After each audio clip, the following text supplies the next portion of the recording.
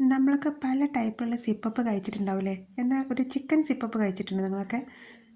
ഇന്നത്തെ എൻ്റെ recipe chicken സിപ്പപ്പാണ് കേട്ടോ. പുറമെ നല്ല ക്രിസ്പിയും എന്നാൽ ഉള്ളിൽ നല്ല സോഫ്റ്റ് ആയിട്ടുള്ളൊരു അടിപൊളി സ്നാക്കാണ്. അപ്പോൾ ഇതെങ്ങനെ ഉണ്ടാക്കണേ നോക്കാം. ഇതിലേക്ക് വേണ്ടി നമുക്കൊരു ഫില്ലിംഗ് ആവശ്യമുണ്ട്. ഫില്ലിംഗ് ഒക്കെ എല്ലാവർക്കും അറിയാവുന്നതിനെ കൊണ്ട് ഞാൻ വീഡിയോ എടുത്തിട്ടില്ല.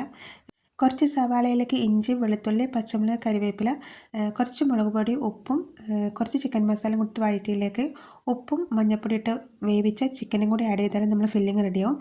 ഇനി മൈദ കുറച്ച് കുഴച്ചെടുത്തിട്ട് ഇതേപോലെ പൂരി പോലെ പരത്തിയെടുക്കുക. ഇനി നമ്മുടെ ഫില്ലിങ് നടുക്ക് വെച്ചിട്ട് സൈഡൊക്കെ കുറച്ച് വെള്ളം തൊട്ടിട്ട് ഒന്നിങ്ങനെ ആക്കി കൊടുക്കുക. ഞാനിപ്പോൾ ചെയ്യണ പോലെ അതൊന്ന് ഒട്ടി കിട്ടാൻ വേണ്ടിയിട്ടാണ്.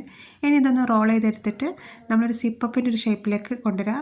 രണ്ടറ്റവും നന്നായിട്ട് അമർത്തിയതിന് ശേഷം ഒന്ന് ഷേപ്പ് വരാൻ വേണ്ടിയിട്ടൊന്ന് കട്ട് ചെയ്തെടുക്കുക.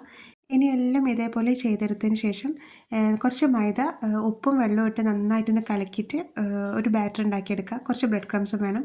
ഇനി ഓരോരോ സിപ്പപ്പും ഇതേപോലെ മൈദേൻ്റെ ബാറ്ററിൽ മുക്കി ബ്രെഡ് ക്രംസിലൊന്ന് കോട്ട് ചെയ്തതിന് ശേഷം എണ്ണയിൽ വറുത്ത് കോരാം. തിരിച്ചും മറിച്ചൊക്കെ ഇട്ട് ഒരു ഗോൾഡൻ കളർ ആവുന്ന സമയം നമുക്ക് എണ്ണയിൽ നിന്ന് കോരി മാറ്റാം.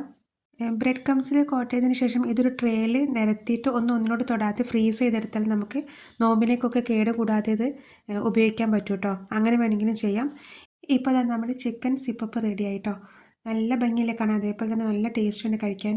അപ്പോൾ എല്ലാവരും ഇത് ട്രൈ ചെയ്ത് നോക്കണേ. വീഡിയോ ഇഷ്ടപ്പെട്ടാൽ എല്ലാവരും എൻ്റെ ചാനലൊന്ന് സബ്സ്ക്രൈബ് ചെയ്ത് എന്നെ സപ്പോർട്ട്